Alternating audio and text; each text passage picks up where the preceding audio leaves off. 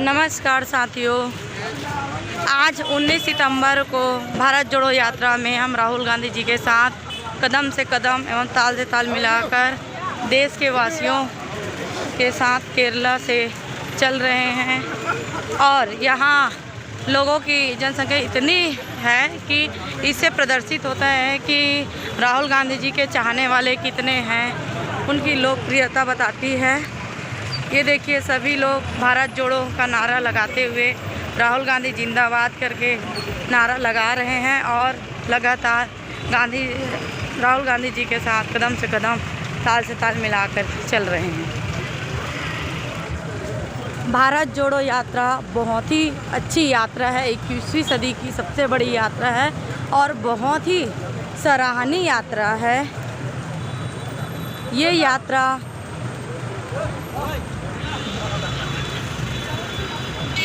बहुत ही ज़रूरी था देश के लिए, क्योंकि देश में आने वाली युवा पीढ़ी को भी काफ़ी ज़्यादा समस्या का सामना करना पड़ता। तो इन सभी समस्याओं को, जो देश में सबसे बड़ी समस्या है, जैसे कि महंगाई, बेरोजगारी, महिला उत्पीड़न, जीएसटी, नोटबंदी, ऐसा तमाम जो वो हुआ है, जिस पर समस्या आई है, जिससे देश के गरीब मजदूर, किसान एवं अन्य लोग काफ़ी ज़्यादा परेशानी हुई है। और आज भी सबसे बड़ी समस्या बनी हुई है कि लोग यहाँ इतने महंगाई बढ़ गई है और क्या सामान खरीदे तो क्या घर गृहस्थी चलाए, आर्थिक स्थिति बहुत ही ख़राब चल रही है। हमारे प्रधानमंत्री मोदी जी को देश की महंगाई कितनी है उनके प्रति उनकी कोई सोच नहीं है कि देश में महंगाई भत्ता इतनी बढ़ी हुई है, लेकिन वो केवल शासन सत्ता के लालच में ही राजनीति करते हैं। अपनी भाषणों के माध्यम से बड़ी बड़ी मीठी मीठी बातें बोलते हैं, पर वो कोई किसी प्रकार की किसी भी काम के लिए काम नहीं करते हैं। वे केवल शासन सत्ता के लालच में ही राजनीति करते हैं। देखिए, हमारे यहाँ महंगाई इतनी बढ़ी हुई है और प्रधानमंत्री जी देश के पैसे जैसे जीएसटी वगैरह, जीएसटी, इनकम टैक्स से जो आर्थिक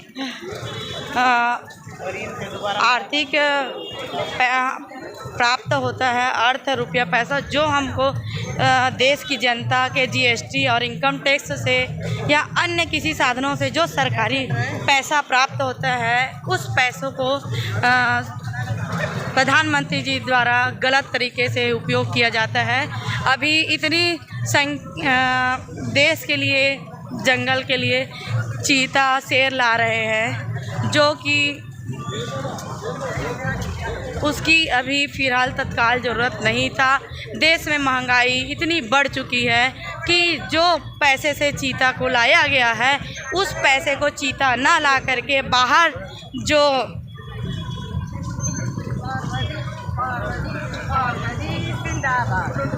जो पैसे लेकर के गए हैं करोड़पति, अरबपति लोग, उनका अगर काला धन विदेश से भारत देश लाते तो शायद उस गरीब मजदूर किसान का काम आ जाता और उनकी भी गुजारे भत्ते अच्छे से हो सकती। पर मोदी सरकार ने ऐसा सही चीज़ नहीं सोचा। उन्होंने लगातार देश के जनहित के लिए, राष्ट्रहित के लिए एवं समाज हित के लिए नहीं सोचा। उन्होंने गरीब मजदूर, किसान एवं अन्य लोगों के लिए नहीं सोचा। उन्होंने केवल सोचा उन्होंने अपने शासन सत्ता, अपनी सरकार, अपनी प्रधानमंत्री रखने की बात रखी। और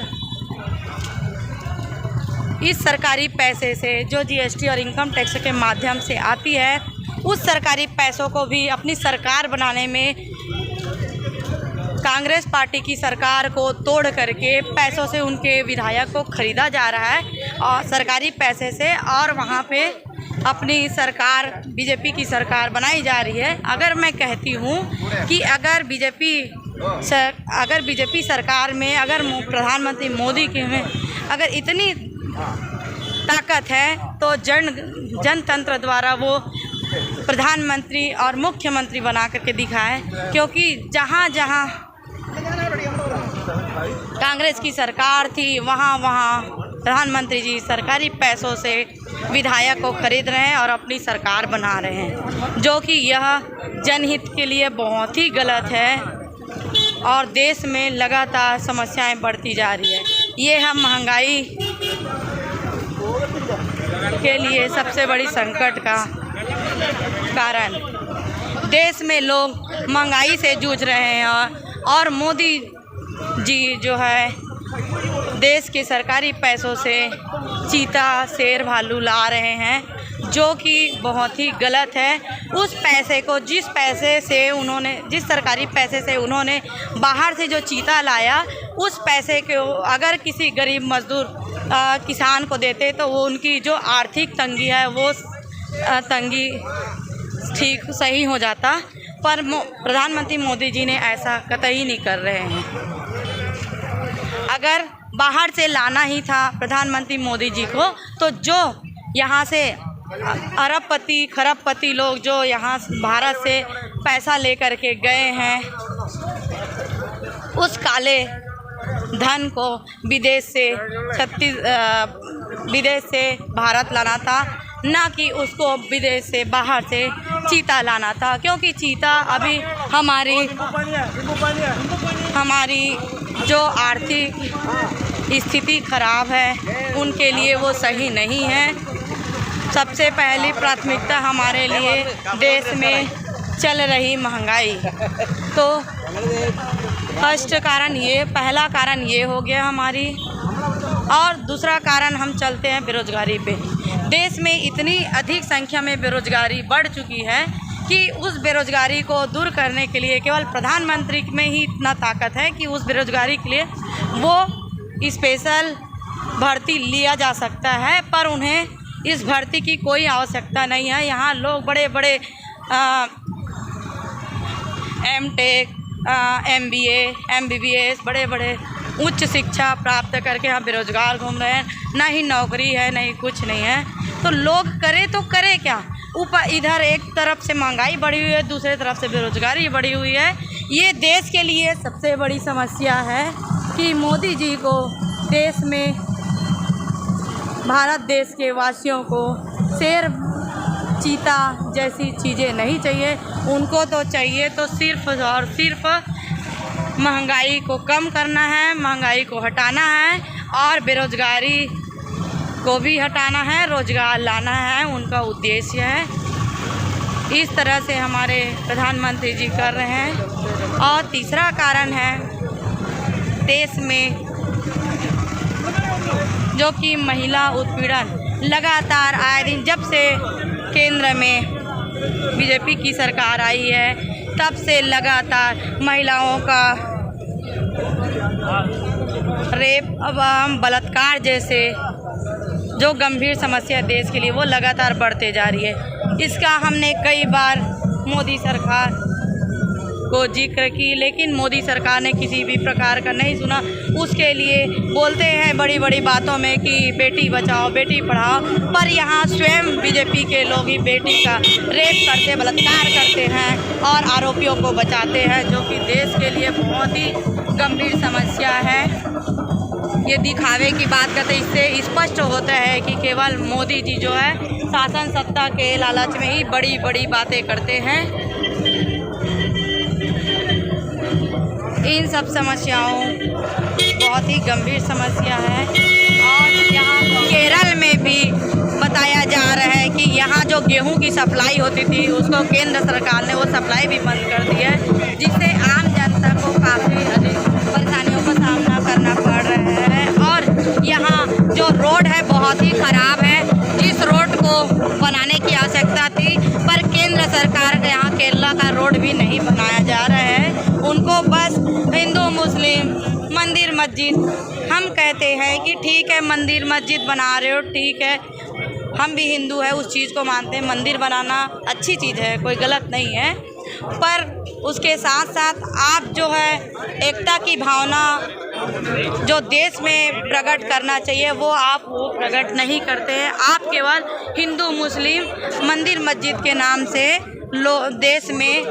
देशवासियों में विवाद पैदा करते हैं। ये हमारे लिए सबसे बड़ी देश के लिए सबसे बड़ी गंभीर समस्या है कि आप देश में एकता और अखंडता का निर्माण नहीं करते, आप देश में विवाद एवं लड़ाई झगड़े जैसी स्थिति प्रदान करते हैं। ये हमारे लिए बहुत ही गंभीर समस्या है।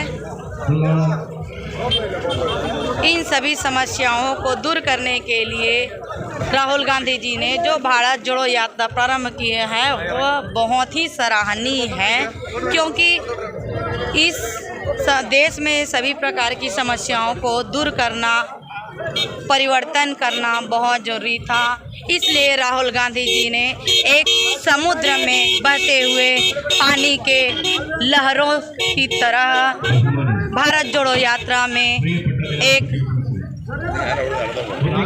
समुद्र के पानी का लहरा बन करके स्वच्छता करते हुए कन्याकुमारी से कश्मीर की ओर जा रहे हैं। और कश्मीर पहुंचते तक हमें पूर्ण विश्वास है कि हम देश में जितने भी प्रकार की महंगाई, बेरोजगारी, महिला उत्पीड़न, GST से पैसा लेना, इनकम टैक्स से अधिक पैसा लेना, ये सब जो गंभीर समस्या बनी हुई है, इन सभी चीज़ों को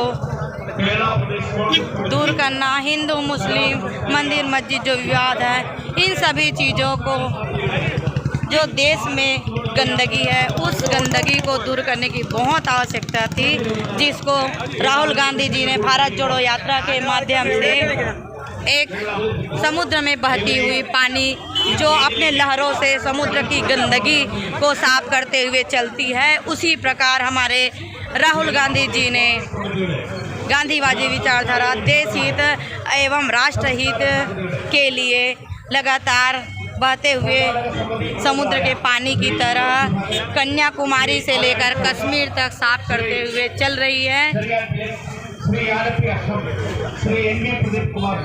इसलिए हम सभी देशवासी गांधी जी की विचारधारा पर चलने वाले हैं, और यह इस टाइप का भारत जोड़ो यात्रा केवल गांधीवादी लोग, गांधीवादी विचारधारा के लोग ही कर सकते हैं। ये देखिए यहाँ काफ़ी अधिक जन सैलाब है, काफ़ी अधिक भीड़ है, जिससे प्रतीत होता है कि राहुल गांधी जी की लोकप्रियता क्या है, ये लोकप्रियता दर्शाती है। राहुल गांधी जी भारत जोड़ो यात्रा को कन्याकुमारी से लेकर कश्मीर तक ले जा करके जितनी भी गंभीर समस्या है उनको हमें पूरा विश्वास है। हम एक ही लक्ष्य पर चल रहे हैं कि लक्ष्य जहां ना होने पाए कदम मिलाकर चल। आज शीश तुम्हारी कदम चूमेगी, आज नहीं तो कल। हमें पूरा विश्वास है कि राहुल गांधी जी एक ना एक दिन अपनी जो लक्ष्य है देश हित, जनहित, राष्ट्र हित और संविधान हित में, जिसमें देश में बढ़ती हुई गंभीर समस्याओं को, महंगाई, बेरोजगारी, महिला उत्पीड़न और अन्य प्रकार की जो समस्या है, जैसे एक देश में बहुत बड़ी समस्या यह भी है कि देश में सबसे ज़्यादा अधिक संख्या में OBC वर्ग के लोग हैं, पर OBC वर्ग को आगे बढ़ने नहीं दिया जा रहा है। राहुल गांधी जी बोलते हैं कि यहाँ देश में इतनी बड़ी समस्या है कि जिसको साफ करने की ज़रूरत है, इसलिए उन्होंने भारत जोड़ो आंदोलन जैसे आंदोलन प्रारंभ किया। इसमें लोग अधिक से अधिक संख्या में जुड़ेंगे और इस अखंड भारत को बनाने का काम करेंगे, लोगों को संगठित एवं एकत्रित करके। यहाँ सभी अधिक संख्या में राहुल गांधी की लोकप्रिय बन करके उपस्थित हैं। देश में OBC पिछड़ा वर्ग के लिए भी बहुत बड़ी समस्या बनी हुई है, क्योंकि देश में सबसे अधिक संख्या में OBC है, लेकिन वो OBC लगातार पिछड़ते जा रहे हैं। मोदी जी बोलते हैं कि मैं साहू हूँ, मैं OBC हूँ, पर OBC के लिए किसी भी प्रकार की कोई काम नहीं करते हैं। जबकि हम देशवासी कई बार बोल चुके हैं कि आप ओबीसी का जनगणना कराइए। ओबीसी के आधार पर जितनी संख्या, जितना प्रतिशत है उनका औसतन के हिसाब से जिसकी जितनी संख्या भारी उसकी उतनी हिस्सेदारी, इसी भावनाओं से वो जितना ओबीसी का देश में जनसंख्या है उसी आधार पर, उस जनसंख्या के आधार पर उनको जनगणना करके हक एवं अधिकार देना चाहिए। जो कि जानते हैं कि मोदी जी अगर ओबीसी का जनगणना कराया जाए तो सबसे अधिक संख्या और सबसे भागीदारी ओबीसी की ही रहेगी। इन सभी बातों को ध्यान में रखते हुए मोदी जी ने जनगणना ओबीसी का नहीं करा रहे हैं। अगर ओबीसी का जनगणना करा दिया गया मोदी जी और तो फिर ओबीसी को अब उनकी संख्या के आधार पर उनको आरक्षण देना पड़ेगा, जो कि वो नहीं चाहते। अगर आरक्षण दे दिया जाए तो ओबीसी के लोग मुख्यमंत्री, प्रधानमंत्री और अन्य प्रकार के बड़े बड़े पद पर रहेंगे, पर वो ओबीसी के लिए कोई काम नहीं करते।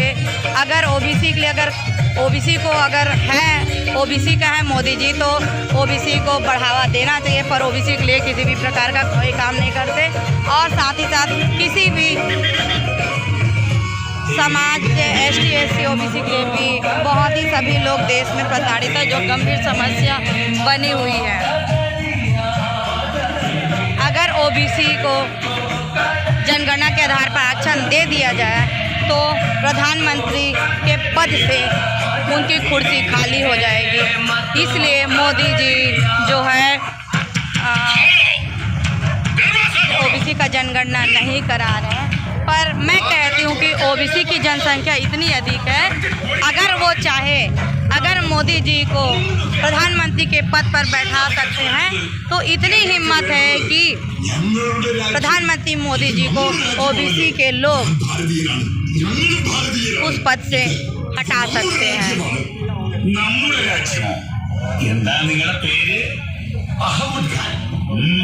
इसलिए राहुल गांधी जी ने सभी देशवासियों को एकता एवं अखंडता में बांटने के लिए, भाईचारों की भावना लाने के लिए, एकता के सूत्र में बांधकर अखंड भारत बनाने के लिए लगातार देशी राष्ट्र हित के लिए काम कर रहे हैं।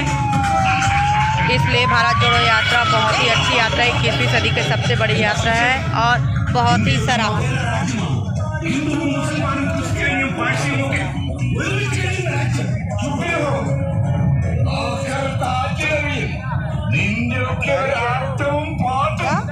അദ്ദേഹം പറഞ്ഞത് സത്യമല്ലേ? ഞങ്ങൾ ഈ രാജ്യത്തുള്ളവർ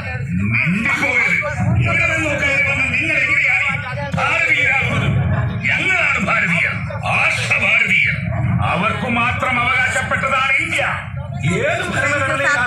इस वीडियो को आप अधिक से अधिक लाइक कीजिए, सब्सक्राइब कीजिए और इसी तरह मुझे कमेंट करते रहिए।